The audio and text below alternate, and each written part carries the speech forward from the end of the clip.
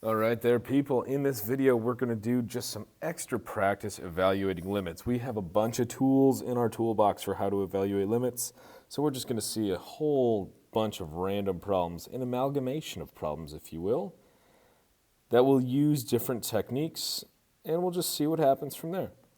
All right. Shall we? We shall. Okay.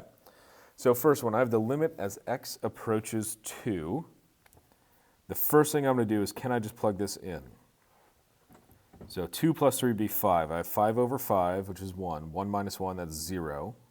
Over 2 minus 2, that'd be, so I get 0 over 0. All right, so I can't plug it in. But that does tell me things probably cancel.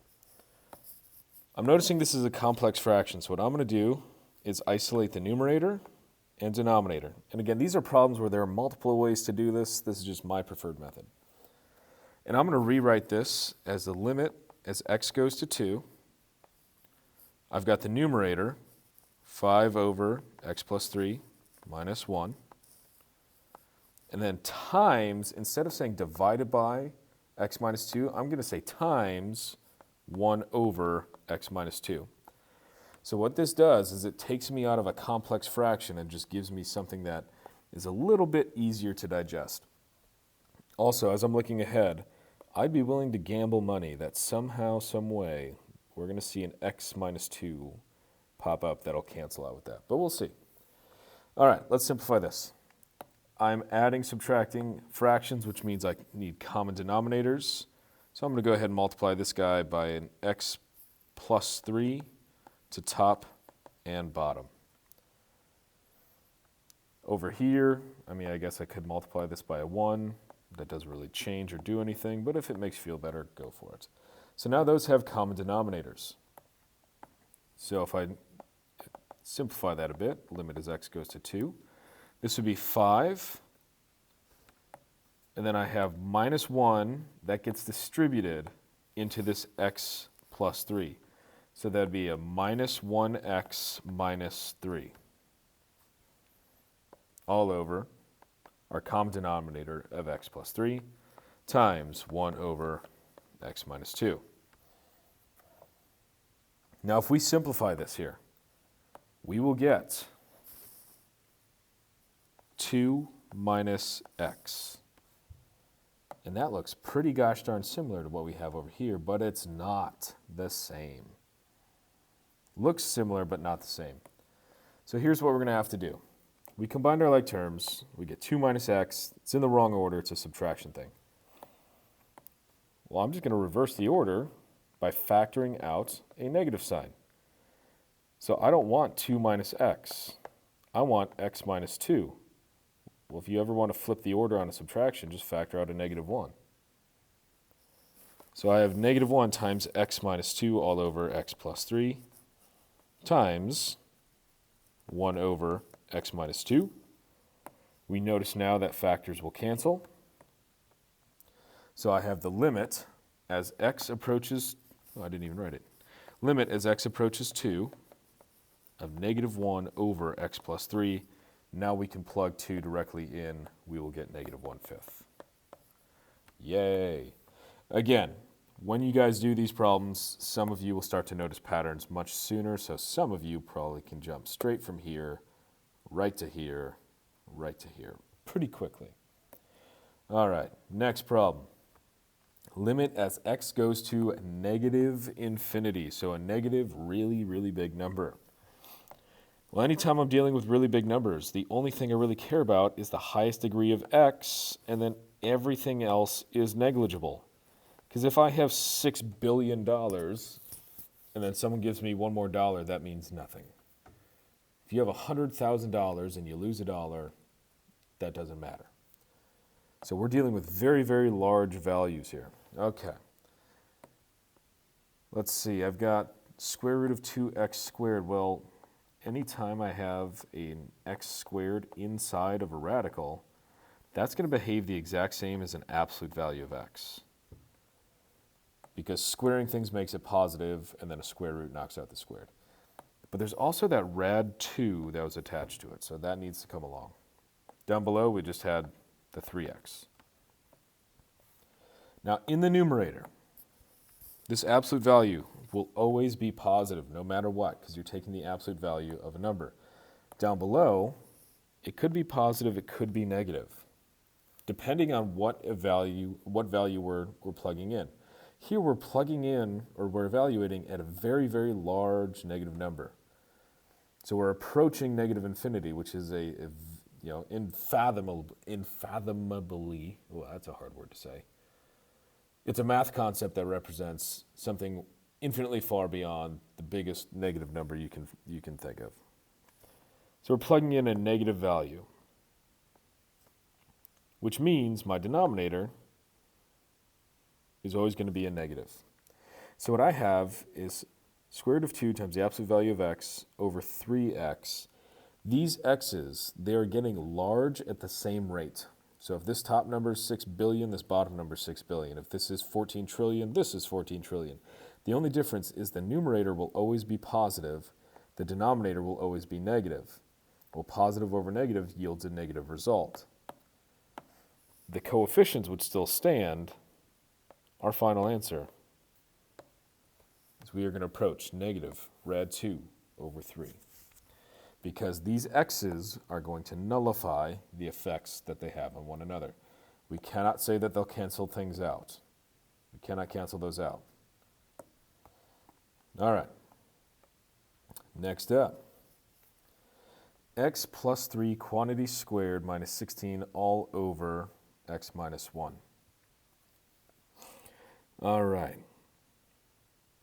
Let's see, I've got, if I plug things in, 1 plus 3 is 4, 4 squared is 16 minus, no, I'm going to get 0 over 0. Can't plug it in. All right. Well, let's see what we got. Some of us might be tempted to multiply by conjugates here, and you could, but I'm actually going to suggest let's distribute this out and just see what happens with this numerator. The only reason I don't want to deal with conjugates right now is if I multiply anything by this numerator or denominator, I'm going to have exponents bigger than 2. I don't really feel like dealing with cubed or to the 4th power stuff. So let's go ahead and distribute out that numerator. We'd have x squared plus 6x plus 9 minus 16 over x minus 1. We can then combine like terms, so limit as x approaches 1.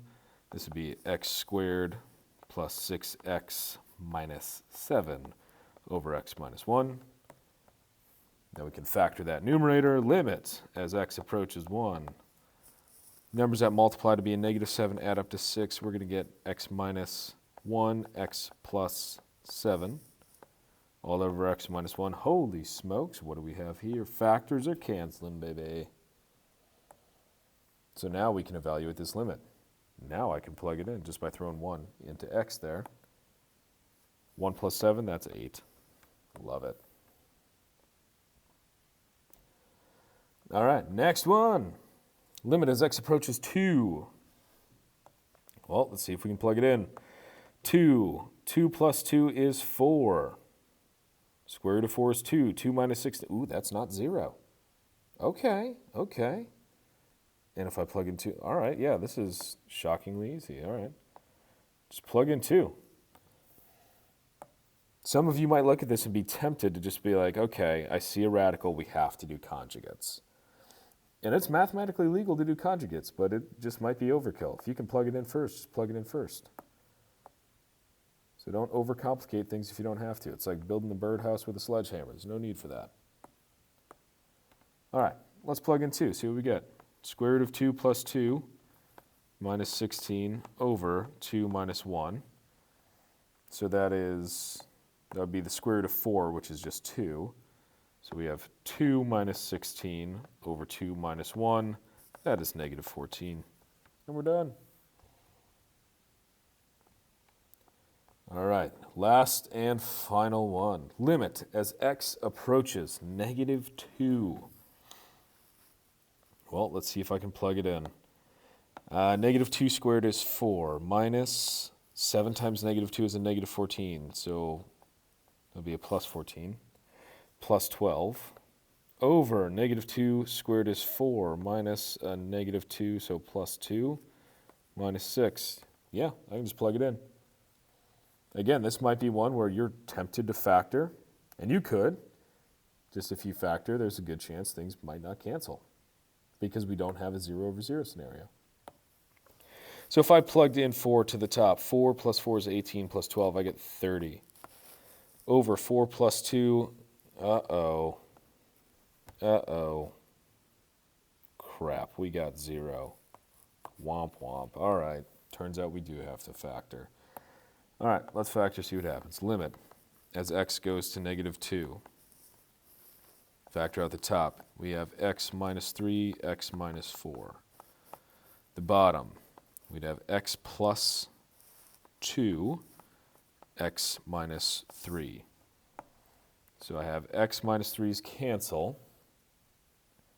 So this is the limit as x goes to -2 of x minus 4 over x plus 2.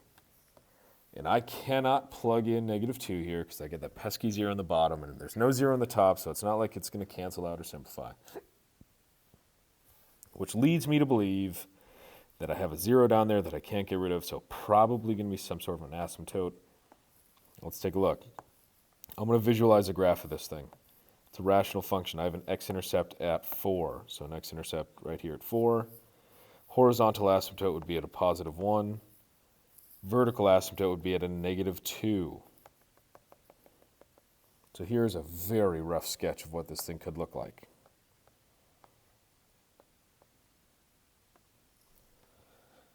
If we are approaching -2, it looks like from one side it's going up, one side it's going down. They don't agree on a destination. So this limit does not exist. Another way you could have done this with just some algebra is you could have plugged in some number close to -2. So let's plug in -2.01 minus 4 over -2.01 plus 2 and see what we get. Or we can go -1.99 minus 4, -1.99 plus 2. Within each of these, that numerator is always going to be a negative result. So negative here, negative here. This denominator is going to be a negative small number. Here, this denominator will be a positive small number. So you have something divided by a really, really small value, which leads me to believe it's some sort of infinity as a result. But here you'd have a negative. Here you'd have a positive. Or sorry, flip that. Here you'd have an overall positive. Here you'd have an overall negative. They do not agree on destination, which is why this does not exist. All right, that was it for this lesson. You know the drill. If you have any questions, do not hesitate to ask. And as always, folks, good luck, have fun, be safe, roll tide.